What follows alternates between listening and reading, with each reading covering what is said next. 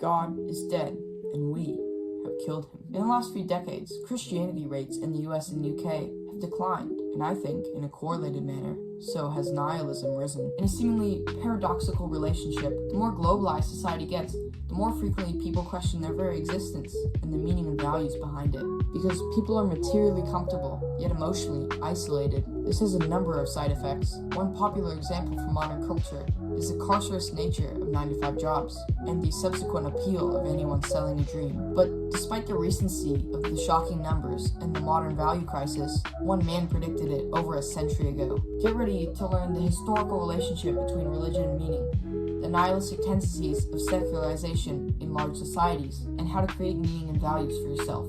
I am Brecken Van Buchen, and this is Lucid Heretic. Part 1. Christianity and a Sense of Significance.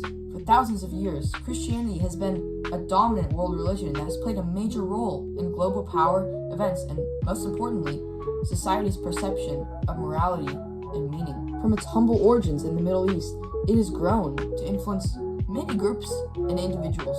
And regardless of its truth as a religion, people have found a sense of identity in the church through communal relationships and explanations for everyday evils and sufferings. Regular church-going helped to reaffirm the science that they were making a difference. People accepted the notion of a tri-omni God, and whether through carrot or stick, this helped to motivate them to make decisions that they thought were good. Many studies have found that those practices with the most demanding rituals and traditions attain the highest percentage of members. This is because strict cultural practices bind people together in more ways than one, but it's not all good, at least not in one man's eyes. Part 2.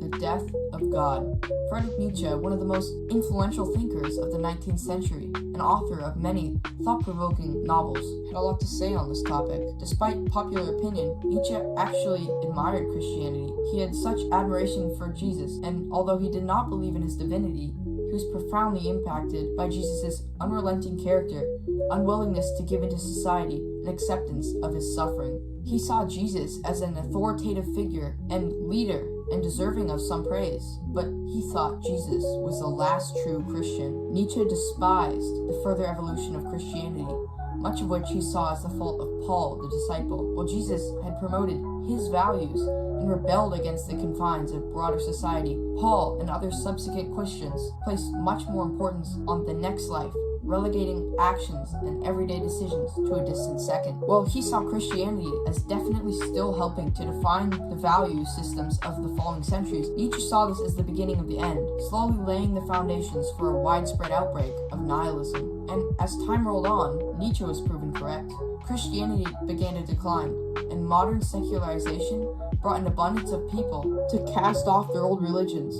But with no other way to ground morality or meaning, nearly all of these new apostates fell into nihilism, forsaking their daily practices and condemning the earth to be meaningless, all meaningless, just a waste of time, a cosmic game of chance in which playing was both optional and without a reward. Part 3. Camel, Lion, and Child. Nietzsche has a classification system for this kind of human value restructuring. He uses the metaphor of 3 animals, each a form of a human stage of what he calls intellectual and moral development. Each of these 3 metamorphoses, camel, lion, and child, correspond to what he viewed as a stage of human life. Firstly, there's the camel. This is the first stage, and Nietzsche believes all humans are born directly into this form. The camel accepts inherited values from past society, obedient to both legal and moral rules and laws, accepting whatever has been given to it. The next stage, the lion, becomes skeptical of these burdens and eventually throws them off as if ripping apart shackles.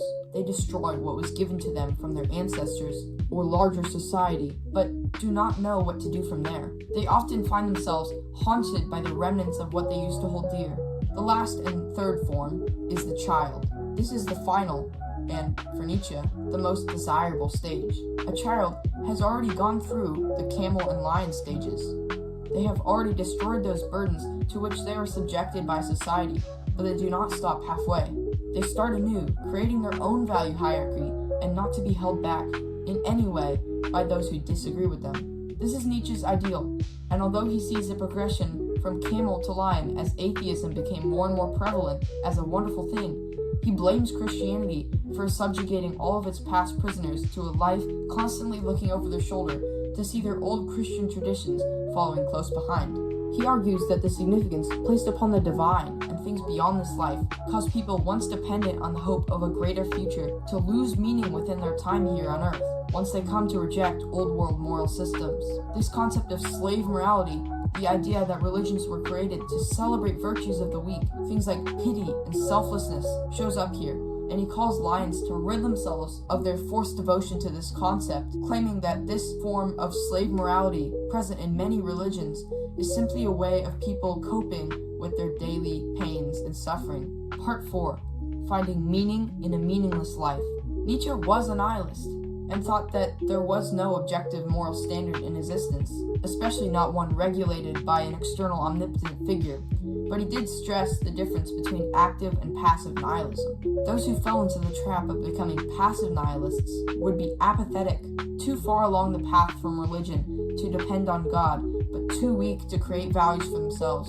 He urges us to create artworks out of our lives, enjoying the process without hinging on an end result. His concept of amor fati, or the love of one's fate, entails allowing life to take you where it will, but not completely sacrificing yourself to chance.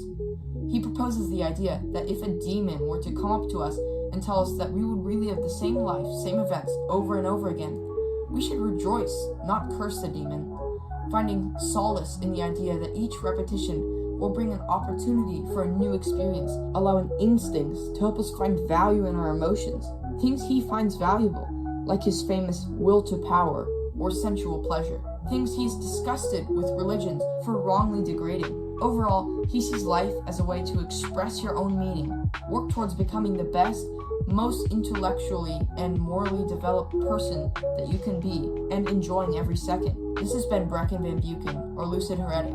Please make sure to like or subscribe to the channel, as this is only my 3rd video. And if you feel so inclined, please leave a comment, as I will answer each and every question or comment as best and honestly I can. Thank you for watching. See you later.